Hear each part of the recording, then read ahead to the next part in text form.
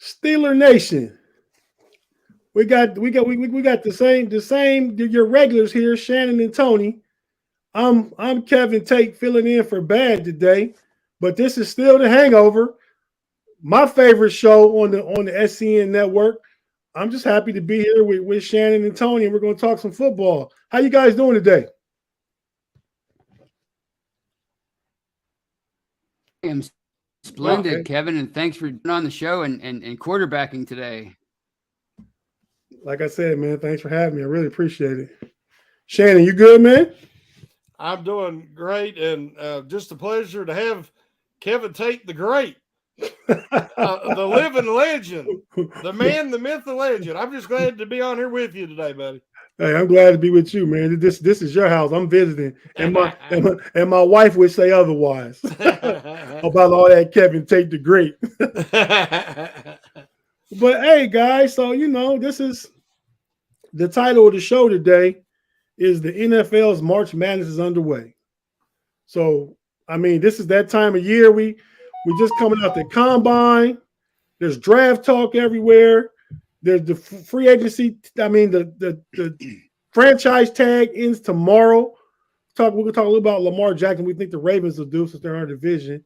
And free agency starts a week from Wednesday. Wednesday, the 15th. So man, we could go all kind of directions, but I think everybody wants to talk about and get you guys' perspective on the combine. So just jump in there and tell me what you thought. Like, I mean, I don't know. I personally I wasn't in. I mean, it was a lot of impressive players, but like Shannon and I were talking backstage, like it's the underwear Olympics. It's not, you can't really go off that. You can take away some of the measurables. You can take away explosiveness and speed and that stuff, but all that stuff doesn't always correlate to how good a football player someone is. What do you guys think? Right. Well, I agree. I agree. I don't get into combos as other people do, but I know that as much as we like to say it doesn't matter, it seems to matter as far as your draft stock more than it should. And I thought, some players put themselves on the map, like the kid from Pitt, Clancy, with that crazy 40 time he is. Their draft stock fell, and it's probably not fair that it did. But those are my thoughts. I don't think it's necessary to go on people, but it's going to affect a lot of these guys. Right. Yeah, I love the combine. It's funny. Me and Tony last week had dueling combine articles of the same morning, and point counterpoint. I do. I admit it. I love the combine because I look at it as a confirmation tool. That's where the value is. You watch these guys. If what you see in the drills matches what you see on tape, that helps confirm what you're seeing. But I look for things, body language. I look for competitiveness, a willingness to, how do they handle when they drop a pass or they miss a throw? Do they get a bad negative body language? Do they kind of go into a shell? There's a lot of pressure on these guys. The combine is where you're going to get your most accurate physical measurements and dimensions. Because how many guys go in 6 foot on their college program and they measure them and they're 5'10" at the combine? Right. So to get legitimate measurements that all teams can count on, you need the combine. Everybody's on the same track. So some people's home, when they do the pro days, their track's faster than, let's say, it is at the combine. So one guy might, look a little bit faster, and he's really not. He might be a little more explosive versus official timing versus hand time. So I think there's a lot of value to the combine. And a lot of guys really rose, in my opinion, that are making me take a second look at him, and other guys are not. I think a lot of the guys step back. So I think we learned a lot over this past week. No, I would agree with you, Shannon. I think the combine is hugely important. I mean, and not as important as somebody running a 4.35 40 versus somebody running a 4.4 40. There's that. I mean, it sounds like a lot, but that's not really a huge difference. I think, like you said, the character test that it shows at the combine, you get the coaches and staffs get to be in meetings with these guys. And I know the Steelers D-line coach, what's his name? Help me out. Carl Dunbar. He was running the drills for the defensive linemen. And we got the coach that runs the 40 every year. Gorsuch. Okay, yeah. And so we have a lot of guys that get a lot of up close looks at these prospects on the field looks. Yeah. I mean, a lot of the coaching staffs are there and in the stands looking and on looking, but we have a few guys that are actually hands-on with these prospects. I think that's huge too. Oh, definitely. It was exciting to see guys that, like, I was not that familiar with Sidney Brown, the safety out of Illinois. Yeah. I was not his that. brother. His brother's a really good running back too. Yeah. But I wasn't really that familiar with him. I'd heard some people talking about him, so I'd planned on taking a look at him. But again, I do a lot of my stuff after the combine because, guys will flash, and that piques my interest. Because, we've got Andrew Wilbar, Jeremy Betts, these guys, the draft picks, and Andrew done a great job of his coverage there all week during the combine. And so, I rely on them guys to tell me who I had to be paying attention to. Right. But for a guy like Sidney Brown, he really improved his draft stock because he interviews great. He's a high-quality young man. He's solid built, compact, and more explosive than anybody thought. So, that's going to – because some of his pre-draft stuff wasn't getting acknowledged. Right. He had some of the scouts were saying he's a little stiff, struggles to stay, with smaller speed guys out of the slot or, certain tight ends. So he showed he has athleticism to do it. So it was a very exciting combine. Yeah, no, I certainly agree. And Sidney Brown, he may have made one of the all Big Ten teams as a safety. I don't think first team, but he may have made second team. I think he made first team. First team, okay. I think he did, yeah. Yeah, I keep up with Big Ten football. Being an Ohio State guy, you know how that is. Yeah, but but no. So did anybody catch you guys' eye during the combine? Like, go ahead, Tony. Well, I mean, I didn't really know much about Anthony Richardson, even though the Steelers aren't in market for a quarterback this year. I didn't know about him prior to this draft, other than he played for Florida. It was such a huge prospect. Now, apparently, he had like one of the greatest workouts ever in the history of the combine. He's himself into like the top 5, and there might be 3 quarterbacks picked in the top 5. Like, do you guys think that he's gonna get drafted that high now, based on the combine? Because going into the combine, he was maybe top 10, top 15. Now they're talking about him being like a top 5 pick. I see. He was a heck of a 5-star prospect coming out of high school before he went to Florida. But he's 6'4", 245, 4.4 40 speed, has a literally a cannon for an arm. But I could see him going top 5. I don't know. I think top 6. I don't think he gets past Detroit. I think Detroit with pick number 6 could use him, still play golf for another year. Because he needs some seasoning. He needs some refinement. But I definitely think he played himself into a definite top 10. But I think it's looking pretty high at 6 with Detroit, in my opinion. I personally, the two biggest, I think people get overexcited and overblow the combine results.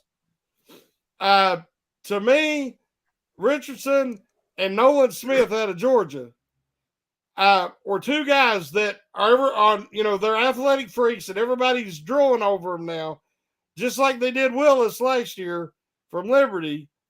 And again, I think Richardson, based on his game film and what I've watched, he's an incredible athlete, but he is going to be so system dependent.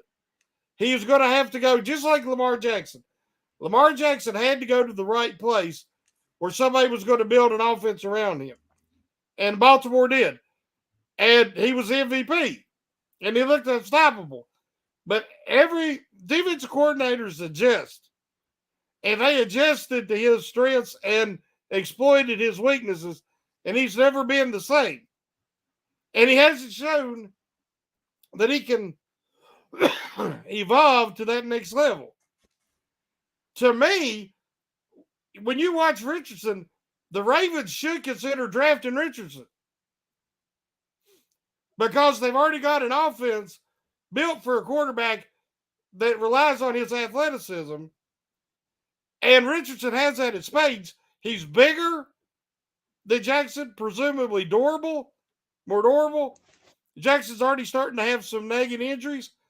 If you're going to invest the whole franchise in him, you got to believe he's going to continue to improve and can win the Super Bowl.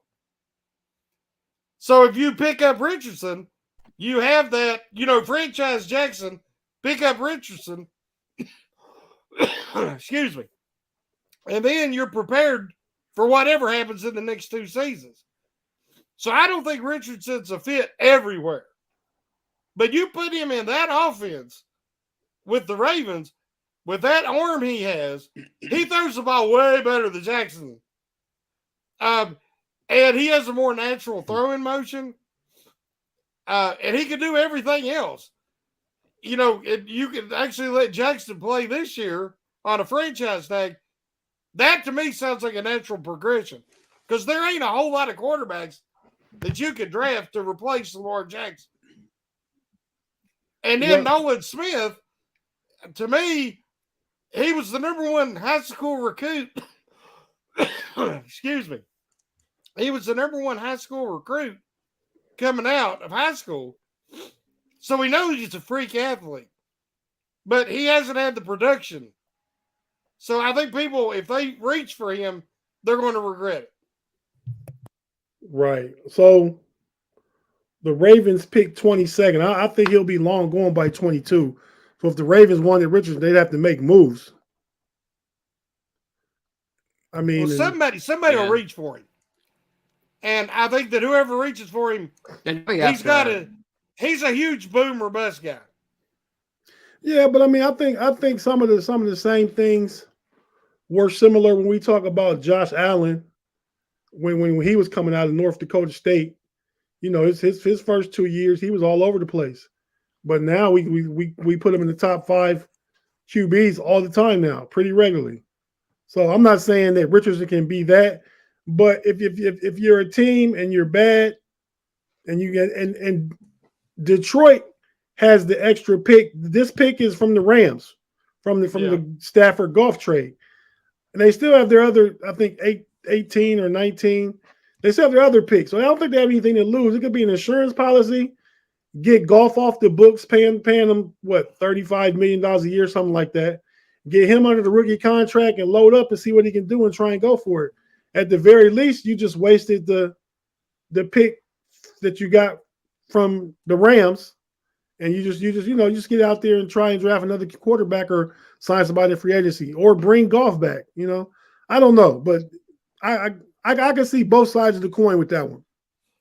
I don't know if you've seen Levis throw from Kentucky. I mean, the guy's he throws a great fastball. He throws a laser. He throws a great fastball. Yeah, but I don't think he has any. I'm sorry, you don't think he has what? Speed stuff. We're going to use a baseball reference. If all you're throwing is haters, they're going to catch up with you. Yeah. And I don't see him layering any throws. I don't see Levis or Richardson going through progressions. I don't think they could throw a great 65-yard pass, a deep ball, but I don't see the other intricacies of the game, the progressions and the reads and the anticipation. Those are things you got to have in the NFL level. And Agreed. Levis did not excite me either. Honestly, C.J. Stroud, in my opinion, is head and shoulders above every other quarterback in this class. And then you got Young, and he's just tiny, dude. Tiny. I mean, there's cornerbacks bigger than him. Right. What do you think of him not? I just couldn't invest that. What do you think of his decision not to work out? I just always think, like, what are you scared of? I mean, what are you hiding? Yeah. I mean, I understand some positions guys are in danger of maybe hurting themselves. Like that poor young man Voorhees, blew his ACL. And that's terrible to see. Voorhees, but a quarterback, why do you not want to show your arm up against the competition? Yeah. It's the culture now, right? I mean, it's what these young guys do. I mean, we got in different sports, we got load management. We got guys checking out, not playing the bowl game anymore, which I understand. I understand why, but I mean, you think at some point, like one of the things you mentioned earlier, Shannon, you talking about what you look for. You think the competitive fire in some of these guys will have you go out there and want to do some of these things. Here's the thing: if you put Young in them drills, throwing in between Richardson and Levis and Stroud, not only is he going to look tiny, he's going to look like junior high standing next to high school kids. Right. So if you do it at your pro day, when everything's scripted, he's going to look a whole lot better. Right. I mean, I don't blame him, but if I was a coach, I'd have to think about that. Yeah, yeah. I mean, we could be in for Zach Wilson all over again, right? Yep. What other thoughts you got, Tony? You got any thoughts about the quarterbacks? Well, I was just intrigued by Richardson and what you guys thought of him because I really hadn't, with the Steelers, again, with them off the market this offseason, after picking Kenny Pickett last year, I really hadn't paid much attention to the quarterbacks, but that guy really caught my eye and performance he turned in. But another guy, I don't know if you guys have any thoughts on him, and it seemed like he's scaring some Steeler fans because he's from Maryland. There's this cornerback from what's his name? Deontay Banks. DeAndre Banks. He apparently turned in a great workout. Yeah. He did. Yeah, he did. He turned it, and now he's putting himself on the radar. I mean, people keep talking about Joey Porter, but this might be somebody that is suddenly linked to them. What do you guys think of that? Yeah, I like Banks. I mean, I didn't really pay attention to him during this Maryland season, but I knew about him. But now since it's scouting time, it's combine time, it's draft time. I've looked at him. 6'2", 205, ran a 4.35 40, I think. He's very physical at the line. He kind of is similar to Porter. I think Porter still goes first. I mean, if it's me, I like him, but I don't know that I'd take him before 32 if it's me. What do you think, Shannon? I was on mute, wasn't I? Yeah. To me, that's one of the guys that impressed me most of all the defensive backs. The reason why is I watched some of his tape, and he went up against some top-notch guys. And you watched him compete. And he hung, when he was in man coverage, he hung with all of them. And so I didn't, you watch him play on the field's one thing, but it's hard to focus on, their body language and everything while the game's going on. Watching him in drills and how he approached each drill, that dude's an alpha. I mean, he is ultra competitive. He went full tilt on every drill. He wanted to show everybody. I mean, to me, Gonzalez was the most fluid of all the athletes at cornerback. And I think that Agreed. I think that he is the class of that cornerback class, in my opinion. But I think that Banks jumped over Joey Porter Jr., Cam Smith. Witherspoon didn't work out, so we don't know. But to me, the biggest riser at cornerback was Banks. And I would consider taking him at 17. Ooh, okay. So what you think about Brents? You don't think Brents did himself any good justice? I had Brent's high second round, and it didn't change. Didn't change. I think he's still a quality guy. And if the Steelers get him, I mean, I think they'll be getting a really talented player. But like I said, I look for certain things that shows the psyche and the personality of these guys. And, when they finish their run, you see guys that are disappointed, and, you can read their face. You know what I'm saying? The cameras get up so close at the combine and every little thing. You catch glimpses of them talking to the other participants, and he was just so confident, and he carried himself a certain way. Do you remember Devin White when it was him and Bush? Yeah, and they were competing in that combine. The way White walked around, that dude was the alpha. Everybody followed him like he was the Pied Piper. He wanted to be first at all the. You know what I mean? That's what Banks reminded me of. Okay, I can see that, and I like Banks. I just think, I think for reasons included with football, all grouped together, that if Joey Porter is there at 17, he could potentially be the pick. If Porter, Gonzalez, and from Illinois, Witherspoon. If they're all going, I mean, those three are going at 17. Do the Steelers still force themselves to take a corner, kind of like the Artie Burns thing years ago? I mean, it seems like it's so many good players that they wouldn't have to do that. No, I don't think that you would have to force yourself. Yeah, I think Banks is well worth. Okay. If again, we'll have to look at the pro day. They're going to have to do their background work, all this stuff. But I see him as a great fit and great potential.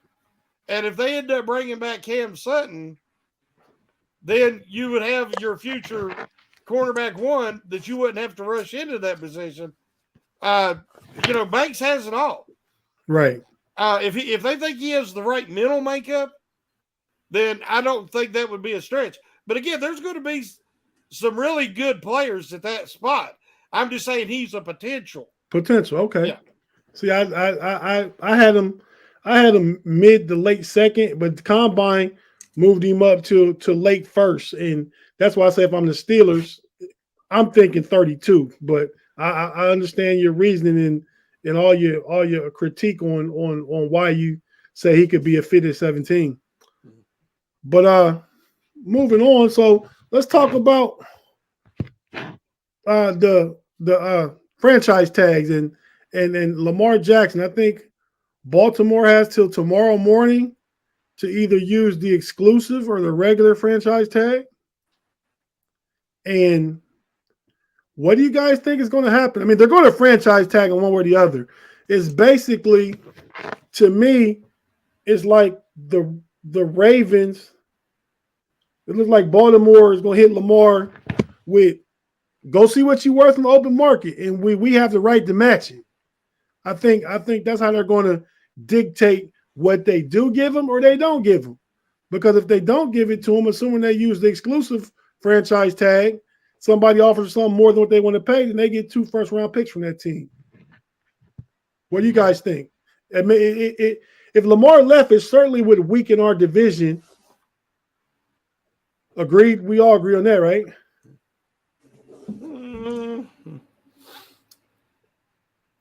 Mm-hmm. Yeah. You don't. Yeah. I mean, and the thing about, I saw this on Twitter before the show, but Derek Carr agreed to this huge deal with the Saints, like 4 years, like $70 million guaranteed a signing. So I mean, that throws the Lamar Jackson market into further debate, right? I mean, he's going to want, because who do you think is a better player, Lamar Jackson or Derek Carr? Oh, well, clearly Lamar Jackson's a better player, so he's going to want more money, even more money on this deal. So the Ravens, I have to franchise tag him at least for this year. I don't think they're going to be able to agree this year. Right. Well, what do you think, Shannon? I think that Lamar Jackson, as I said, is a great athlete. I think he's a good guy. I think he is more valuable for Baltimore than any other franchise. There's a handful of teams that he could go to and play for. He is not a system fit everywhere. A team like Atlanta, you'll hear mentioned a lot, that I think is built that they could really utilize him. But I'm not really concerned about Lamar Jackson. If he stays in Baltimore and signs a long-term contract and they got to pay him the big bucks, it's going to weaken them being able to fill holes. I'm perfectly fine with him staying in Baltimore. But I'm saying if I was the Ravens, I would get, while there is a quarterback on the market right now that you could conceivably replace him with, I would, definitely look at Richardson and have me some insurance and a backup plan B if they have to franchise him and they can't reach an extension. Because as far as I know, Lamar Jackson's his own agent. Yeah. And he's as cool as the bottom side of the pillow. That dude doesn't stress money. He's fine. Right. Most guys are just all about me. I got to get more and all that. Not Jackson. He just wants to go out and play, have a good time, be happy.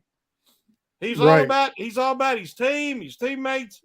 He wants to win, but he ain't worried about that dollar. Except with him, I think it's more about respect. I think he wants to feel like I agree with you. He wants to feel like they respect him and they pay him in line with what a former MVP quarterback should be paid. And now the Ravens, because of these injuries, and they've made some bad decisions personnel-wise, and haven't been able to put a winning team around him, now they're starting to say, can we win with him? And they're a little leery to give him that big money. So while this stalemate's going on, it's good for the Steelers. Right. No, I agree. And Lamar Jackson, I mean, he wins 75% of his games. I mean, when he's not on the field, they're way more apt to lose than they are win. So, but he's never really, like you said, he's never really worried me as a Steelers fan. I think we're 3-2 against him. We have a winning record against him. Mm-hmm. He hasn't played the whole. Because he's always hurt. They do pretty well. Yeah, we do well against him. But can I actually go ahead, Tony. Well, I mean, we saw a couple of years ago, last season anyway, with what Deshaun Watson got, and we just saw with Derek Carr's getting out and the supposed the reported deal with the Saints. Daniel Jones wants like $47 million a year, apparently. What Lamar wants. Did we get where the bubble burst with these quarterbacks, with these contracts? I mean, it seems unlikely right now because the whole, like, Brad might lose with him, but you never win without me. But does it get to a certain point where they're going to be commanding too much money to build a team around them? I mean, it's popular now for teams to try to win on the rookie contract, and then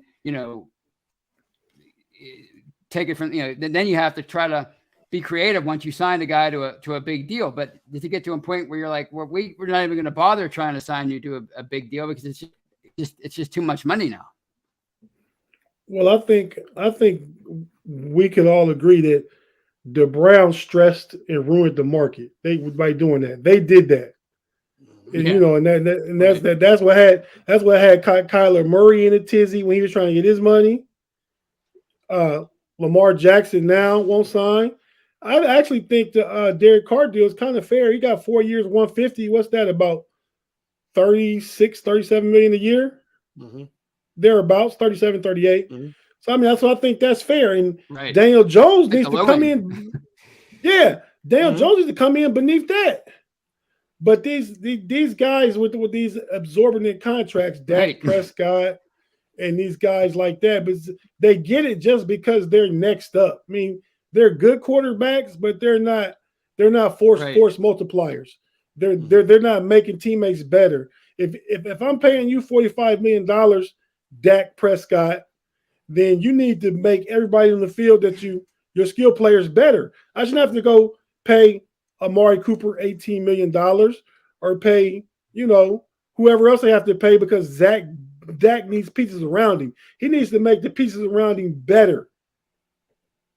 But that's my take on the quarterback. The Browns mess it up for everybody like they do everything else.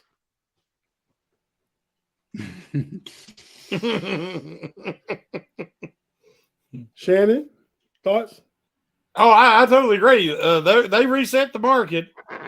I don't know if you remember, the Yankees had Alex Rodriguez, and everybody was talking about the Dodgers were going to make a run at him, and everybody was going to make a run at him. And before the Yankees even let anybody offer him, they give him a record contract and reset the market, and they competed against themselves. Right. And it just, you know, there's no salary cap in baseball. Yeah, baseball but it pissed everybody off. Well, imagine doing that in a league where there is a salary cap, and the Cleveland Browns did it. And again, the only way they could get a franchise quarterback to come to the Mistake by the Lake was to give him a complete, fully guaranteed, ridiculous contract. And the rest of the NFL says, thank you.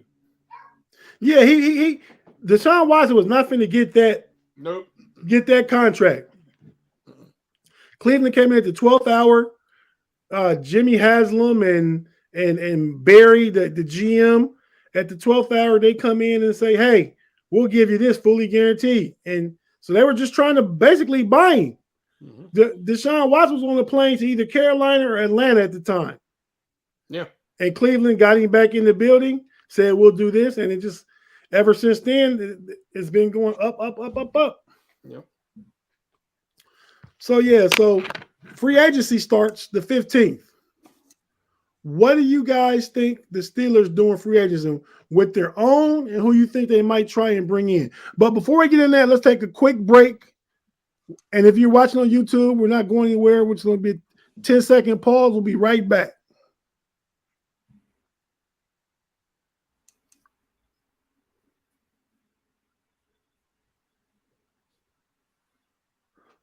Pittsburgh Steelers fans, we're back here on the Hangover with Shannon White and Tony DeVio. I'm Kevin Tate from the Homie Podcast, filling in for Brian Anthony Davis today, the Homie Bad. But right before we went to break, we're going to get into free agency. And I was asking Shannon and Tony what they think the Steelers might do with their current free agents. And you don't have to go name everybody or pick just ones you think they'll re-sign and try and keep, and then who you think is a free agent from outside the organization they might try and bring in.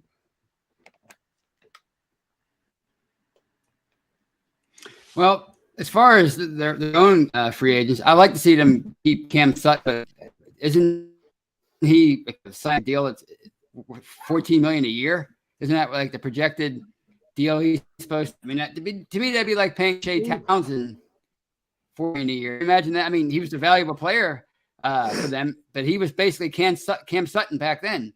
So now, I mean, you know, last year they had more money. Omar Khan has to be creative with the cap because I think they're still over. They're not compliant yet. So it's going to be hard to sign him. Then you have Edmonds, who's I think more valuable than Sutton. And, you know, he's going to want to get paid.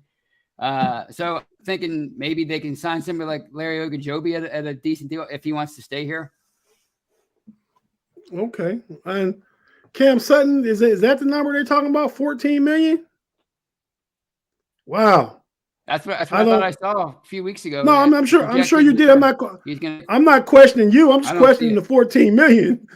I mean, if I'm the Steelers, I'm looking at giving Cam Sutton 3 years, 33 million, 22 fully guaranteed. See, I'll put that on the table. See what he would have to say about that. That seems fair to me. But Shannon, what do you think about these free agents and stuff we're talking about? Well, I agree with you and Tony both. I was thinking around 11 a year for Cam Sutton.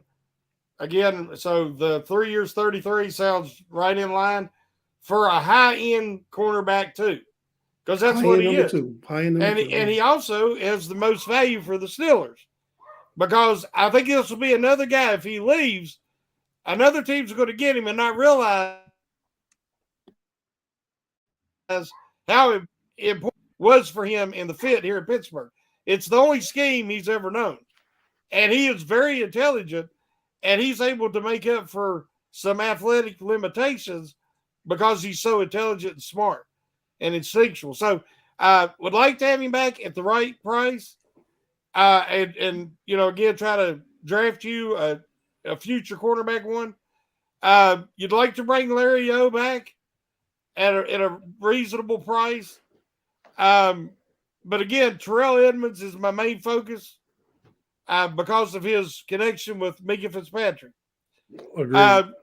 Now, my money, and I would rather, my number one splurge in free agency is a starting upgrade in inside linebacker. I've said it, and I'll keep saying it. I like Jermaine Pratt. I like David Long. I think Tremaine Edmonds, because he's a little younger than the rest. I like it. What? Not to interrupt you. I just want to put this guy, linebacker, in there to see what you think about him. Alziz from the 49ers. I really haven't even thought about him, to be honest. Yeah, he's a free agent. I like him. I think he probably comes.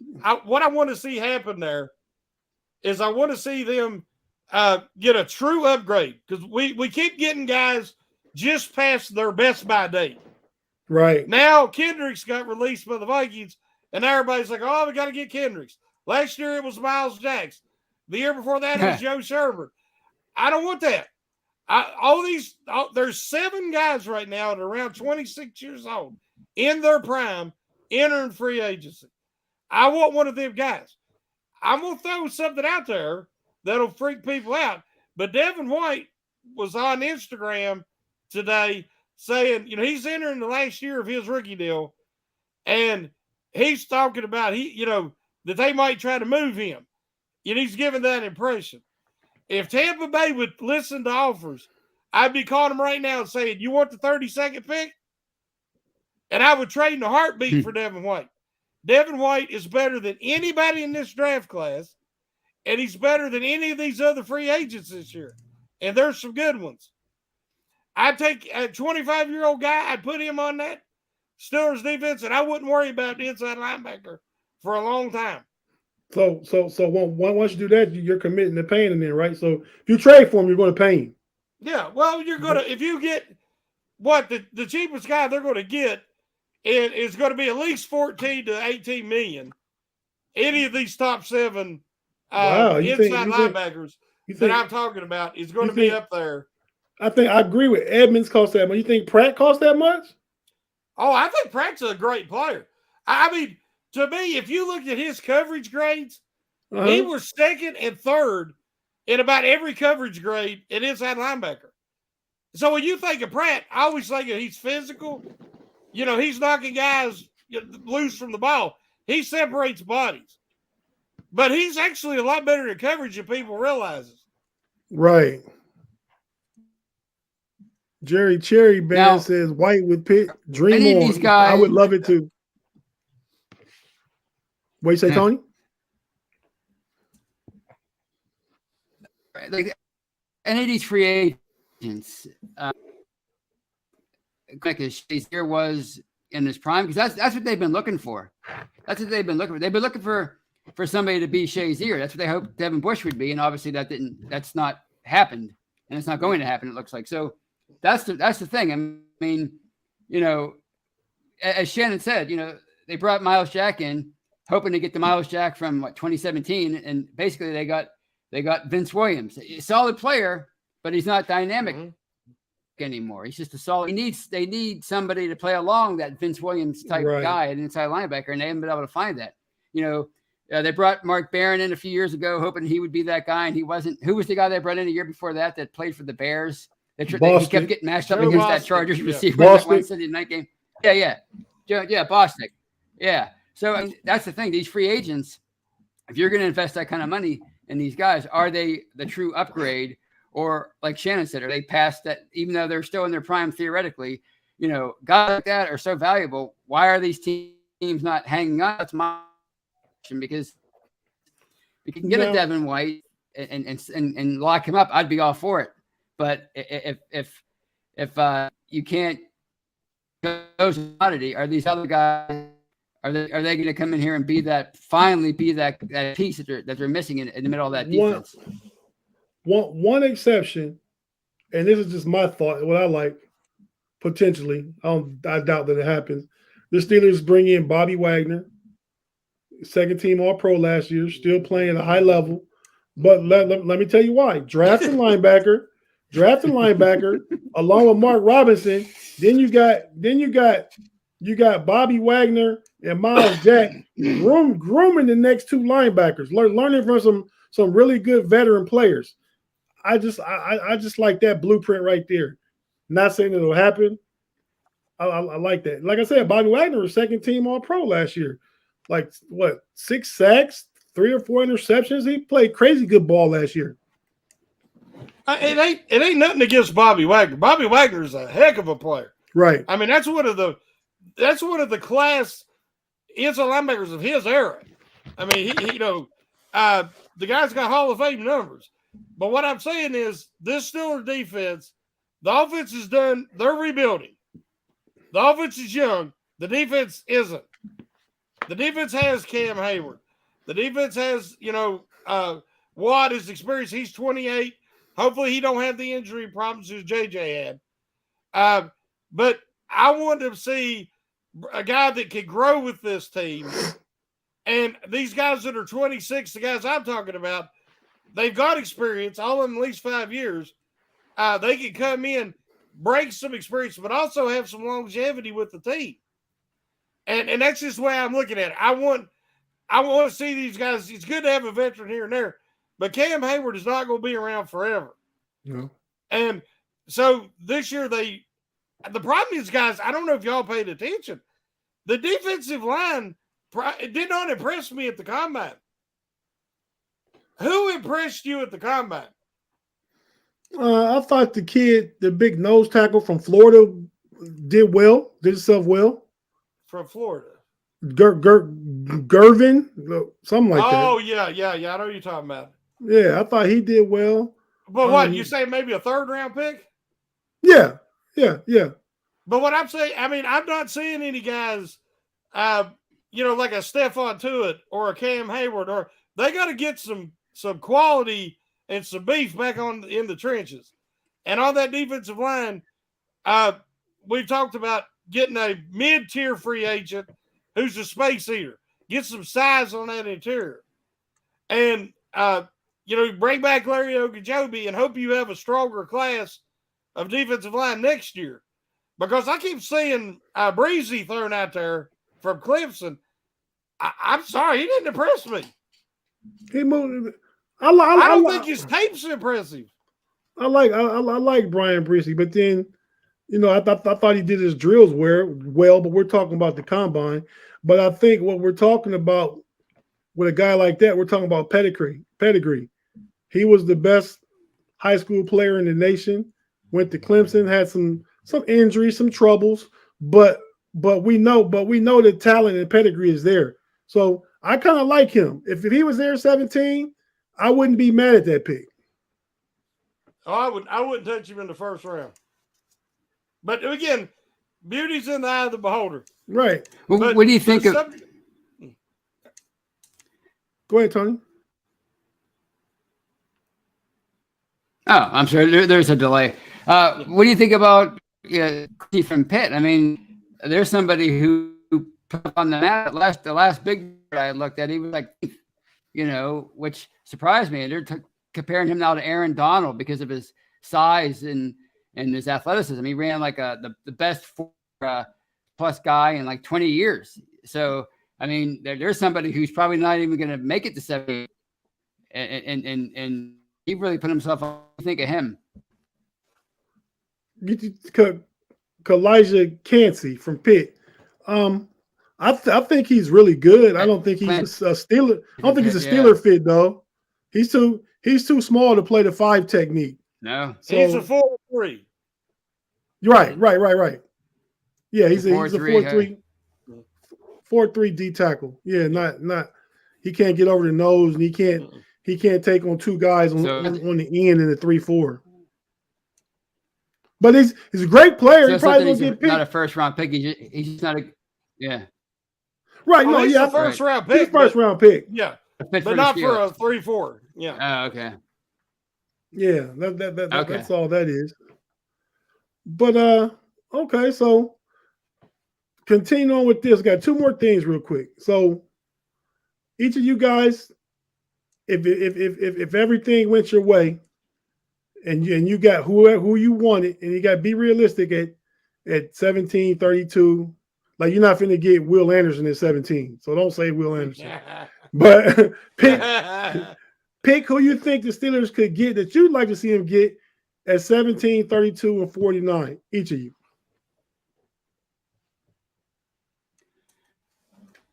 Well, I think defense is has to be their prime focus in this draft. A lot of picks, and just Joey Porter, the first pick at 17. It feels like Najee Harris. It feels like Kenny Pickett, that kind of thing. It feels like it's going to be Joey Porter. At the combine, he didn't do much to this draft, so he didn't do anything to improve it. But it seemed like he's destined to go in the first, and that's where they're going to pick him. So it feels like Joey Porter at 7. Okay, Shannon, your 17th pick. Again, it's so important to see what happens with free agency. Yeah. But I'm just saying that realistically, that's why I love Gonzalez. I think that the Steelers have needed a top corner for so long, and I think that he's about as can't miss as you're getting out of this class. But also, like I said, I like Banks. I'm not as high on Joey Porter Jr. From watching him and I see some things. I'm not an expert on quarterbacks by any means, but there's things about him that I seen Banks, that alpha personality. I don't see that with Porter, and I'll leave it at that. If one of them top tackles falls, again, there's not too many of them. So I think that you would have to consider that. But I would like to see a top tackle or a guy like Gonzalez or Banks at 17. Okay. And my 17, I'm going to stick with Tony. I'm a Joey Porter guy. I think he brings a level of physicality. I think Coach Tomlin has known him since he was, and that's big in the Steeler organization, bloodline. I mean, so I think it fits. I think you sign Cam Sutton, you get Porter in there, and get him learning under Cam and Minka and the veterans. Hopefully Edmonds, the veterans in that secondary group. So pick 32 for you, Tony. Who you like at 32 potentially? Well, I mean, I like Paris Johnson as a left tackle, but he's not going to be there at 32. There's no way, right? I mean, he's got that incredible length. He looked really good at the combine too. With the defense. Yeah. I like him. I like him. He's not gonna be there. If you go corner, you have to pick and choose one of your needs at 17. It's not if it's corner, then you're not going to get somebody like Johnson. So at 32, I was go. I don't know. I'm afraid to say any of these names because I don't know technique. I'm not even close when it comes to the defensive line, but I do know they need to shore up that D line. You know, Jeffrey Benedict wrote before even last season talking about how that line's kind of regressed because, you know, you're losing players like Javon Hargrave and, of course, Tuitt retired and Tyson Lewis getting older. And now he's done that. The D line was a strength. And now it's kind of still pretty, and we like on his potential, but he's getting older. I think they have to go deep pick. So who you take at 32? I'm not that familiar with Oh, you're just saying a D line prospect. Okay. Right. Yeah. Okay. Shannon, you're number 32 pick. Well, I've talked to great length about some tight end possibilities. To have a real upgrade at that tight end 2 position. Daryl Washington is I was really high on him. And there's another guy that he didn't impress me as much as I thought he was going to at the combine. I can't say his last name. Kuntz. Okay.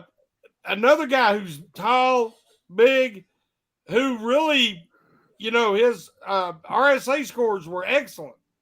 And he caught the ball really well. This is such a deep class. And seeing how deep of class it is, and how good Strange and some of the other guys are as blockers as well, that you could probably get late in the second or early third, that made me rethink that. So, you know, if all the top tackles were gone, you got DeJuan Jones out of Ohio State at 32. I mean, this dude is like Orlando Brown Jr. number 2. That's 2.0. The comps are exact. Yeah. The height, the weight, he's a little more fluid. He did his shuttle drills better than Orlando Brown did. And he ran better too, yes. Right. And if you get him at that 32nd pick, now I would like to trade for extra picks right there. Because, you know, but if they keep a 32nd pick, I would like to see him put him at right tackle, and he's just going to be a road grader for you on that right side for years. Okay, yeah, no, I like that. I like where you're going with Washington too. I think Washington, that's like his floor is like in that 32 to 35 range. Yeah. But I think with Washington, you get the best of both worlds. You get Kenny Pickett, another weapon, and you get another guy that's like an extra tackle. Yeah. You don't need to swing tackle if you got Darnell Washington. Mm-hmm. You know, so because did you see how he did that sled the other day? Yeah, he did it better than any tight end prospect that did the blocking drill. Yeah, but I kind of like where you're going with that. But I like DeJuan Jones too. I really like getting if you're gonna get a left tackle, don't use the 17 if it's not one of the top 3. Go ahead and fall back at 32. I like Jones better than the kid from Oklahoma. Oh, so, I agree. Yeah, I Harrison. Yeah. So I completely agree with you there. My 32nd pick would be, I'm gonna try and fill that middle linebacker void, and I like Drew Sanders. Drew Sanders he was at Alabama for 2 years. He was on the outside, was an edge rusher. He moved to Arkansas and moved to off-ball linebacker. So he can kind of be a versatile piece. 6'5", 240. I like the size. I like the measurables and stuff. So I'm going Drew Sanders with pick 32 for me. Tony, for 49, well, what position you taking? You've taken the corner, you've taken the D lineman. What are you taking at 49? Well, I would stick with defense if I were me, but I kind of have a feeling them being them and them seeing what the Bengals did a couple years ago with Jamar Chase and bringing his buddy back from college I'm bringing Joe Burrow's buddy from college in.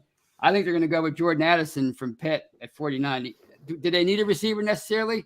Maybe not, but I think they're going to go in that direction because I saw what the Bengals did and how that contributed in those two, and I think they're gonna do that with Addison for Kenny Pickett. Now he didn't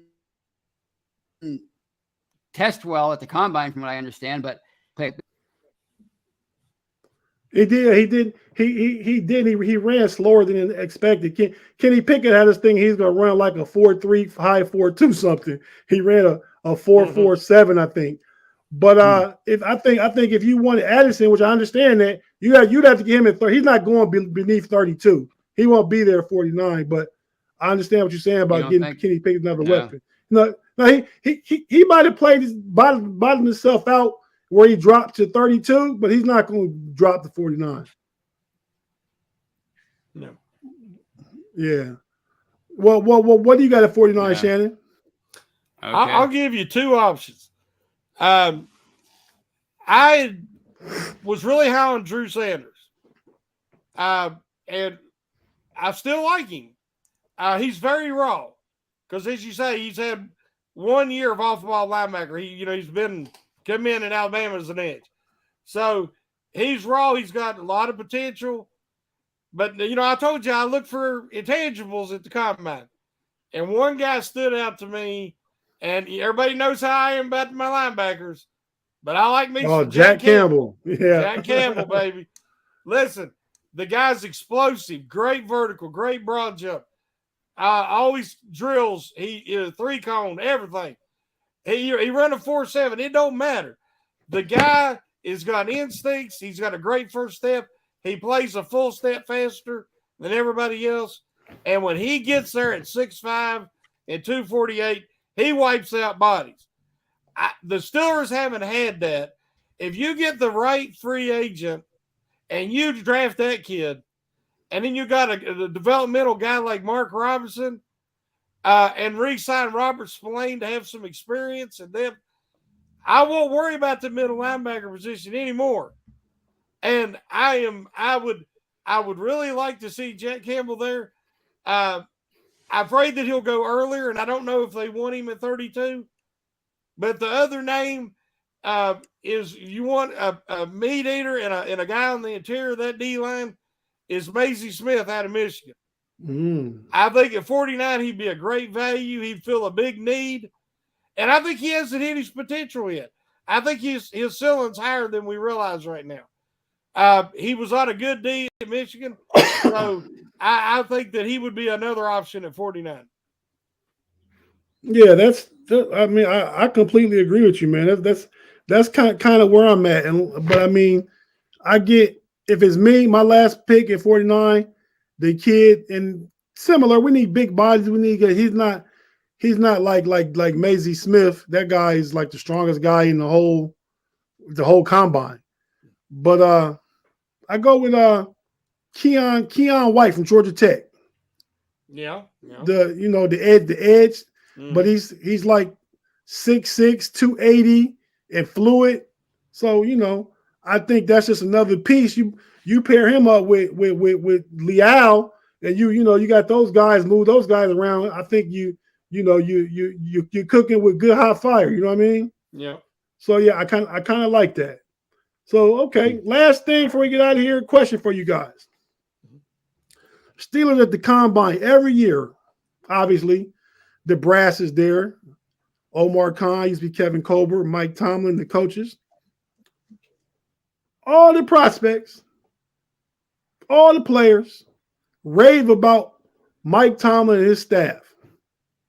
They love Mike Tomlin. So my question is, how come so many of us Steelers fans don't appreciate Mike Tomlin?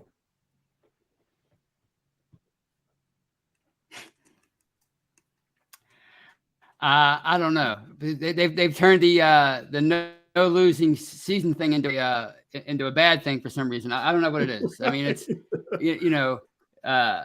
it's been what 15, 16 years since he's been here.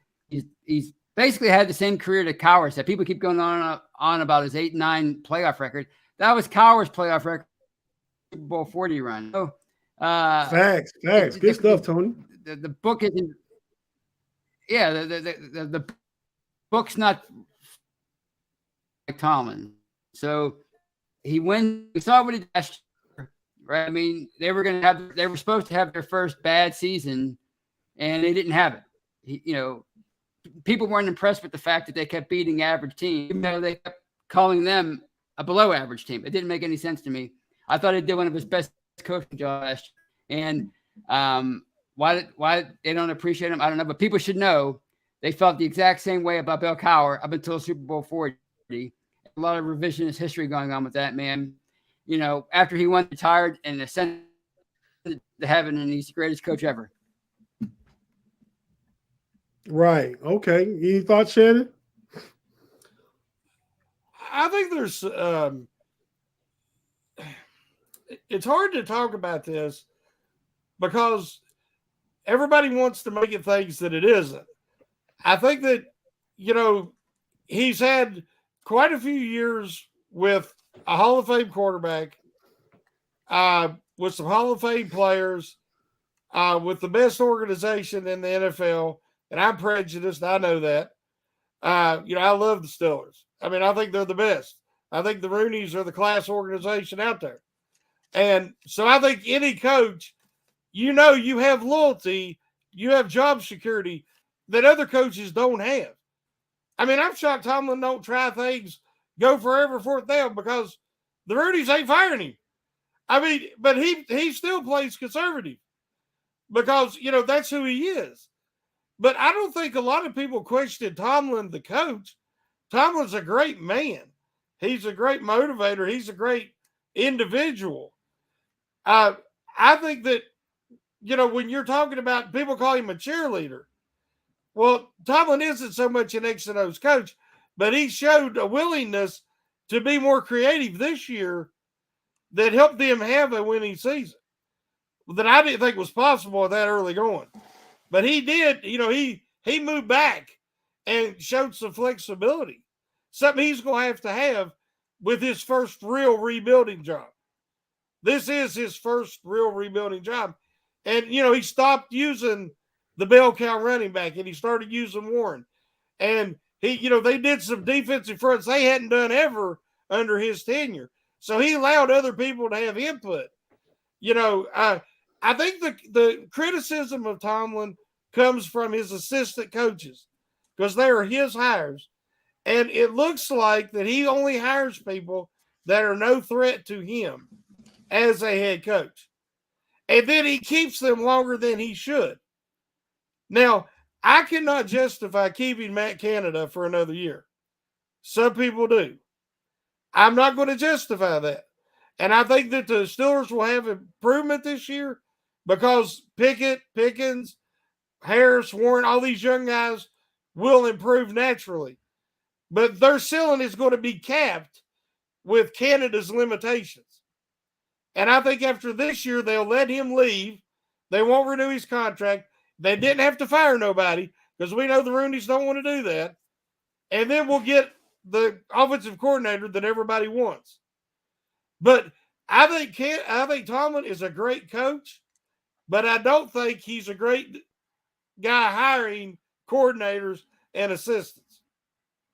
And so therefore, I think that's where the criticism comes from, because you can't criticize the man because he's a great man and he's great at his job. But part of that job is the people that you hire who work under you. You're responsible for those men. And I think that those men have left something to be desired under his tenure. I don't disagree. I'll put he doesn't have a coaching tree, right? It's around 15, 16 years. Nobody has left his staff and going to do anything that was one of his original hires. Mm-hmm. But I think he did hire about the insecurity. I don't think he's insecure. He's had Mike Munchak, Todd Haley, brought in Brian Flores. He's brought guys in that's been head coaches in this league. I don't think he's hiding from ideas from other minds in the building. I don't think But that. why would he have any insecurities when you know the Rooney's, he's the man. The Rooneys are not going to fire him. So what I'm saying is he can bring in Sean Payton for that matter if they can afford it. I mean, hypothetical. Right. Tomlin has nothing to worry about. I understand he wants to bring in guys he likes and he wants to work with. We all want to do that. But sometimes you got to have somebody come in and like, I think you're wrong, coach. Let's look at it this way. Yeah, that can be very aggravating, but it also can be rewarding. Right. You don't want yes men around. You want somebody stand look you in the eye and tell you the truth about what they think and what's going on. I agree with that. My take on it real quick is I just think I would have said top 5 coach, but maybe top 7 now. He's one of the best coaches in the league. And if the Rooneys and the Steelers were to get rid of him tonight, right now at 6:00, he'd have a job tomorrow. Somebody will be making changes to get Tomlin into their organization because he's just the guys just gravitate and they run through brick walls for him. He's not the X and O guy. He's just a leader of men, though. So I wouldn't necessarily call him the best coach, but he's one of the best leaders of men that I think is in the NFL. But guys, so we got to the end. Gonna wrap it up. I want to thank everybody in the live chat. The live chat was popping. We didn't get to all your comments because we were going back and forth so much, but we appreciate it. And I'm looking at it. It's been like 55, 56 people in the live chat, and we only got 2 likes on the video. Everybody that's still here, like the video. I know you're already subscribed to the channel. Thank you. But like this video and be sure to check out all the rest of the shows we got going on this week in the audio podcast. If you didn't get to listen to it today, the Let's Ride, the Ride or Die Crew, Jeff Hartman show this morning. I believe he had Andrew Wilbar on there talking combine and draft. Andrew got to see a lot of name people. Ryan Clark, Mina Kimes. He ran into Andy Wild. So he got to see a lot of people. Check that out. It was a good episode. And tomorrow, the Scobro show and the rest of the week, just check everything out. And don't miss Friday night, the homie broadcast. That would be me and the other guys, the other homies. But yeah, thanks for joining us. I know I'm gonna do our homie close and let Shannon take us home. The homie close, what Pay always says, is arrest Brett Favre. Now, Shannon, you take us home Hangover style.